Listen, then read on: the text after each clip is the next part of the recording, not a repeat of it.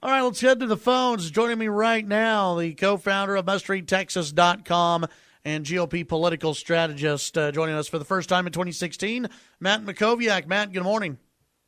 Good morning, Chad. How are you? Doing well. How about yourself? I'm great. Great. Let's talk about the 2016 election and where we are in 2016. Iowa just a few weeks away now. Right now, what is your feeling on this whole race? Yeah, look, I think the field of candidates that can be the nominee has narrowed considerably, and that Iowa and New Hampshire will sort of confirm that narrowing over the next three and a half weeks. But I think this thing is still pretty wide open. My expectation is that Cruz wins Iowa, and he wins it by a pretty good margin of, let's say, 8 to 12 points. And so once that happens, I think it changes the race. And so, polls of New Hampshire don't matter that much until after Iowa, until we see how things shake out.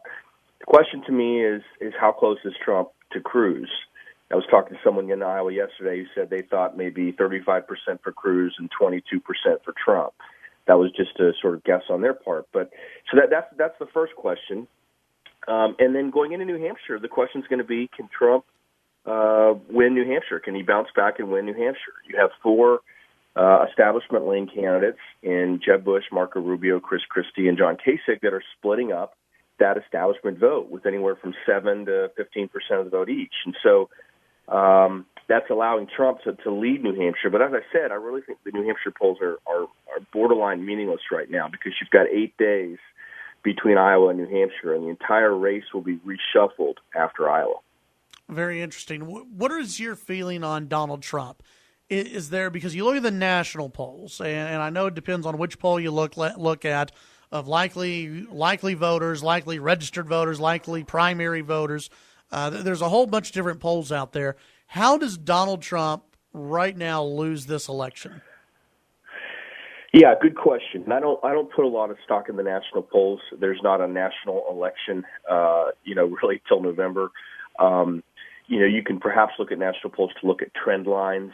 The fact that Carson has fallen, I think is an interesting, thing to see, and you can see that in the national polls. But to your question about Trump, this is the big question, and a lot of people have predicted Trump would fall.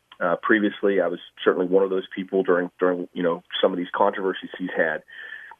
I think what we don't know, first of all, losing Iowa is going to be a problem for him. He may be sort of preparing himself for that, but his supporters are not prepared for that. And part of the appeal of Trump is that you never apologize, you always win, you just sort of run over everybody. And when a bully loses, number one, you have to look at how the bully takes it, but you also have to look at the crowd that runs around with the bully. And so Trump's supporters, whether they're going to remain every bit as motivated and loyal as they have been after he loses Iowa, is a real open question. New Hampshire, to me, I think is a fascinating circumstance. I could see Chris Christie winning New Hampshire. I could see Rubio winning New Hampshire. I don't think Cruz will win, but he will rise there if he wins Iowa. And I could see Trump winning there. And so, to me, it's wide open with really three people who I think could win. I think Christie has a good organization, Rubio has good momentum, and Trump has a lead, and he has that lead because you have four establishment candidates splitting up the vote. And so, to your question about how does Trump lose, if he first loses Iowa, I think it increases the likelihood he somehow loses New Hampshire. And if he goes 0-2, in spite of everything you said over the weekend about wanting to stay in all the way to the convention, I'm not sure he'll do that. And I'm not sure he's going to put any real money in at that point. And so that's the real question, is if he loses Iowa and then somehow loses New Hampshire, I think he's going to be under a lot of pressure to drop out altogether and get behind Cruz and look towards the future. Well, it's a guy who just doesn't like to lose either. I mean, right, I don't see him losing a whole bunch of primaries and actually staying in a race where he's a loser. That's right. Now the other scenario that's out there is Cruz wins Iowa, Trump wins New Hampshire.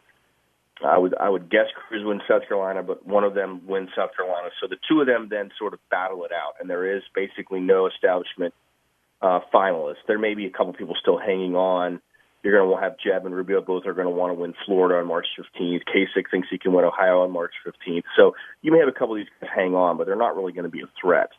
And so then you have the SEC primaries on March 1st with Texas, Oklahoma, Alabama, Louisiana, Georgia, a number of those states. They are proportional, but there's a lot of delegates at stake. And so you could see a scenario where Trump and Cruz both go towards the SEC primary and battle it out. Wow. It'll be fascinating to watch and to see how this all develops. Matt, what can people find on mustreadtexas.com today? Yeah, just updated the site this morning. Obviously, there's a lot of coverage from Cruz's, I think it was 36-county bus tour that just wrapped up on Saturday. There's a lot of coverage of that on the site. You can find that and all the news about the Texas races and our Cruz candidacy for president and all the opinion and blog items around the state at mustreadtexas.com. All right. As always, Matt, appreciate your time, and we'll visit with you next week. Sounds good, Chad. Have a great week. Take care. You too. That's Matt Mackowiak. Follow him on Twitter at Matt Mackowiak.